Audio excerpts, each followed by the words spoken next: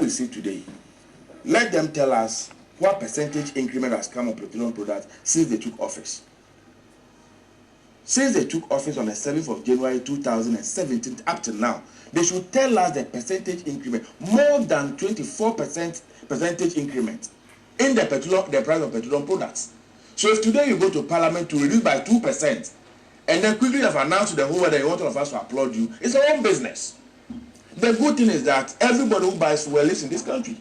The taxi drivers, the truck drivers, those who use a fuel for other commercial activities, they are living in the country. So if you are saying that you are putting money in the pockets of Ghanaians, Ghanaians are watching you, Ghanaians are listening to you. If indeed your government is putting money into their pocket, they are the best judges.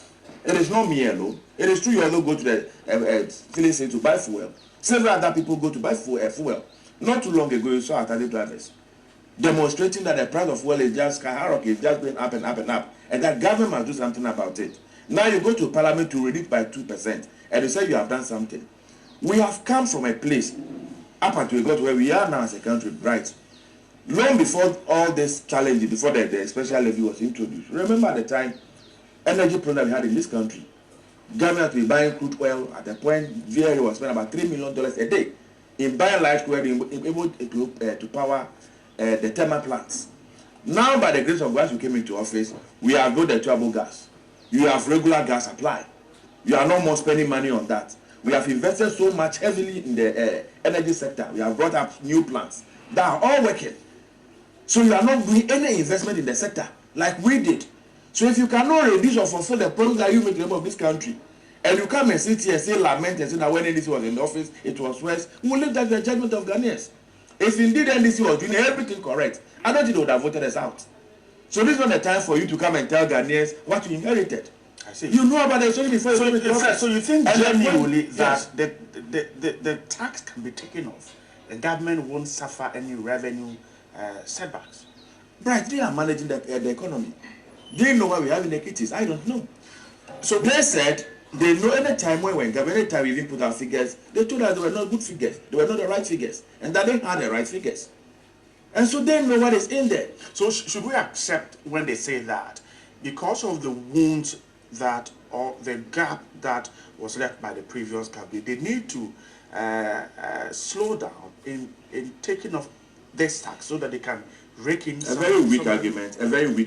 Every government inherits assets and liabilities. The assets that this government inherited are far outweigh the liabilities. And so you cannot make that argument. I have said that today, if our energy sector is stabilized, electricity is stabilized for having electricity, it is because the investment that John Mahama's administration did in that sector. Tell us one investment you have done in the energy sector since you took over office. Tell us. The government all the money, the loans you have contracted. The government says the problems we were going through was not that of inability to produce, but the money wasn't there to buy. Right. Tell them to close down one of the plants, just one plant that was brought on board during that the crisis period, and see what will happen to this country. Or they should remove this same tax, they should remove it completely and see what will happen to this country. If they said the problem was not a technical problem, was not the fact that the installed capacity was not inadequate, and that was financial problem, tell them to close down one plant. They should close down Mary or any of the plants that we brought on board, unless what will happen in this country. They are tickling themselves and laughing. The fact is that Ghanaians have regretted so much. Everywhere you pass, everybody is complaining, including him. I'm sure on site he cannot say it. If we move out now, he will be crying.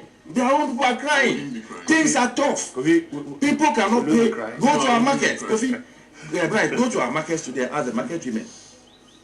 Talk to the drivers. Talk to the ordinary Ghanaian. Things are tough. This government has become so insensitive. The electricity bills are still going up. Water bills are going up. We are now rationing water. When they took over office, we have stabilized the energy sector. Water was flowing everywhere in Accra. The 4 gallon was out of the system. We are back into it again. And yet they come back and tell us they are doing so well, we should applaud them. What have you done since you took office more than 1 year? Point to one thing. Mention just one. Okay. I'm not asking for two. Okay. Rhetorics. One district, one factory. You ask them where the factory is, they will point to a forest. I will tell you what we have done. One district, one dam. You ask them where the dam is, it was because when the rainy season, when the rains finish, we will build a dam. We are going back to the rain season. They've not constructed any dam. Rhetorics is as if a mother or a father who goes out to Tankan back home, carries a stone and wrap in a paper, and come to give to the son that I've brought to toffee. That is the exact way they are treating all of us. This government simply doesn't care. They just don't know what to do. There's absolute confusion in the entire system. So this reduction won't benefit us. Right. That's what you're saying. Will it benefit you? There's a reduction. Will it benefit you? Because you know what they do? Can I just land? Anytime they're going to the increment, they don't announce it. You go to a filling station in the morning to buy fuel, and it's at a particular price. You go back in the afternoon, the price has changed quietly. They are putting small percent. They don't tell anybody. If you have come into office and have increased petroleum products by over 24%, and today you have made a reduction of 2%, and you think you have done so well, so everybody should come and lie down and praise you, I don't understand it. And so if you think you are putting money in the pocket of Ghanaians, if you think your government really cares about Ghanaians, you are doing very well, we leave that to the judgment of our viewers. We are living in the country. All right. Right. Fred, I'm grateful. Some responses. First of all, with the greatest of respect to my big brother here, Fred, it's never true. We never promised Ghanaians we will take away the special petroleum tax. You were not, you were in America. Oh, come on. No, Kofi, Fine, don't go there. No, you don't hear that argument is no, but I'm telling the truth, right? You were here. Fred, Page 17. Page 17. No, he's Okay, let me go back for you. Page 17 of our manifesto. Shifting the focus of economic management from taxation to production. These were the taxes we promised Ghanaians we would do away or we would reduce. 1. Reducing the corporate tax rate from 25% to 20%. Removing import duties on raw materials and machinery for production within the context of the ECOWAS Common External Tariff Protocol. Abolishing the special import levy. Abolishing the 17.5 VAT on imported medicines not produced in the country. Abolishing the 17.5% VAT on financial services. Abolishing the 5% VAT on real estate sales. Abolishing the 17.5 VAT on domestic airline tickets. Reducing VAT for micro and small enterprises from the current 17.5 to 3% flat rate VAT introduced by the Kufuor-led NPP government. Introducing tax cuts and other incentives for businesses that hire young graduates from tertiary institutions. And the last one, reviewing withholding taxes imposed on various sectors, including the mining sector, that have constrained the liquidity of many businesses. Where did in our manifesto you mention? Right. But we realize, hold on, we do realize, you see, I'll continue to remind the good people of this country the mess you guys created, because as long as you guys remain a political party wishing to come back to government, there's the need for me to remind Ghanaians that no, it will be a mistake for them to vote you back into office. Because whilst we are reducing taxes, whilst we are attempting to reduce their burdens, you are increasing their burdens. So we came here with a huge, you see, sometimes when our friends talks about liabilities and assets and all of that, they forget to mention when we went to Parliament to read our Sempa budget, the 5 challenges we told them, which included less capital investment, slow growth, less revenue performance, physical indiscipline. Why are you not repeating all of these facts? Because these are important. In fact, when you went to IMF in 2015, you were giving targets. You failed to even achieve a single one of those targets. So we came to meet a mess. It's a fact. But we can't continue to lament. We can't continue to chronicle all of these challenges we came to meet. But we are doing better. The taxes that I just told you, what have we done? About 80% of them. We are taking steps. Let me chip in No, this. Brian, but before you chip in, what do you want to chip? Because it's the same issue. I'm coming to you on that because he said they never promised, and we would like to find out. I said we never promised. It's in our manifesto. Platform. In the manifesto, there was no promise of abolishing this particular tax, but we know that the current MP who chairs the Finance Committee of Parliament told Parliament that this tax is a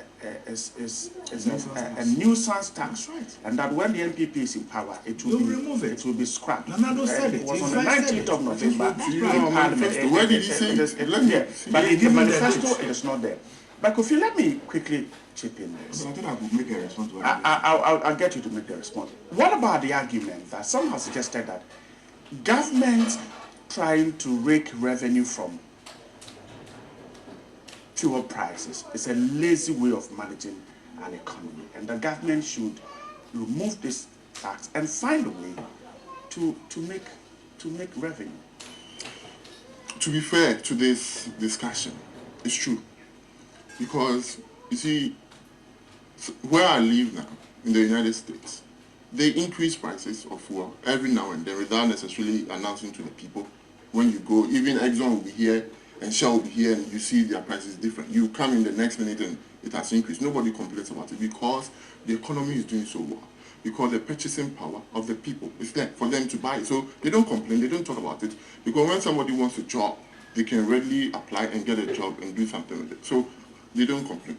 But because, and remember, if you look at the import, the meaning, the true understanding of this particular special petroleum tax, it was to raise revenue, to help cushion the economy. So clearly, this was a lazy and a weak attempt to do well in the economy or to do right by the good people of this country. So I do understand that this particular tax is not something that was supposed to be there if we had managed the economy well.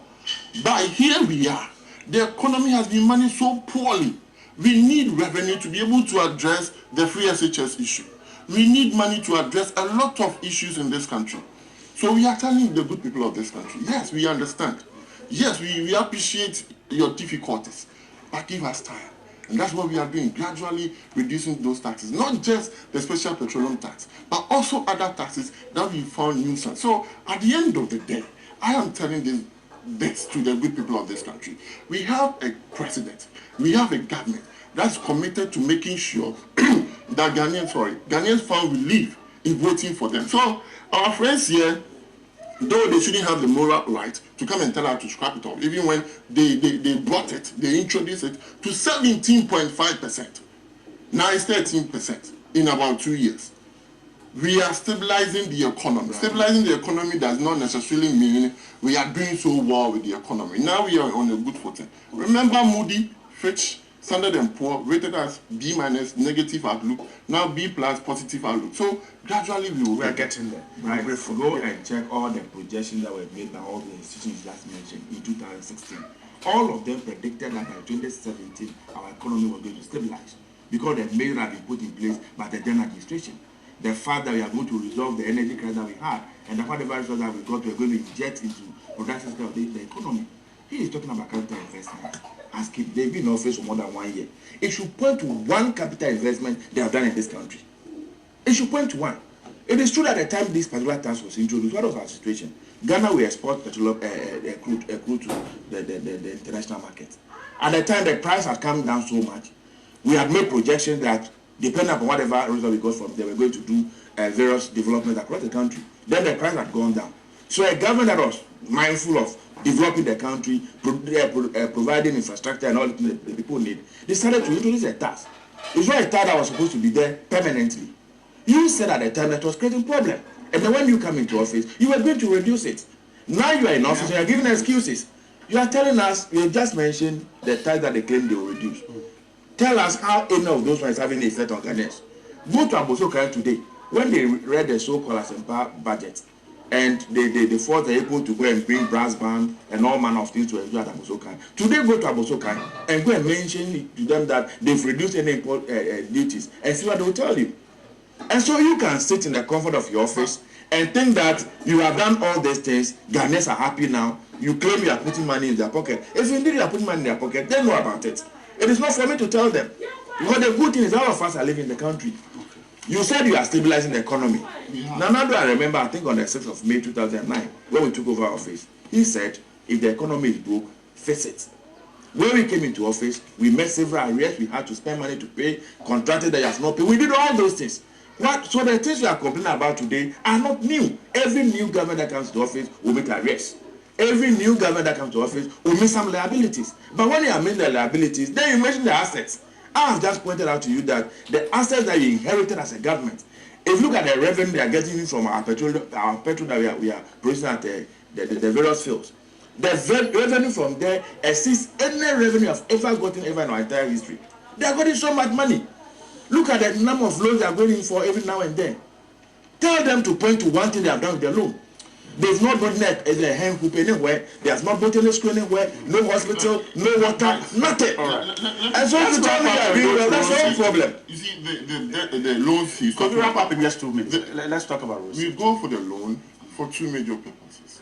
To reprofile our debts, extend the maturity period, and also to make sure we have enough reserve so that the forex exchange regime will do better. So what are you talking about? We didn't go broke because So we want to that is what you went for. Of course, that's what we said. Yeah, I'm So grateful. I mean, in terms of investment in the country. I'm grateful. Let me go to the final.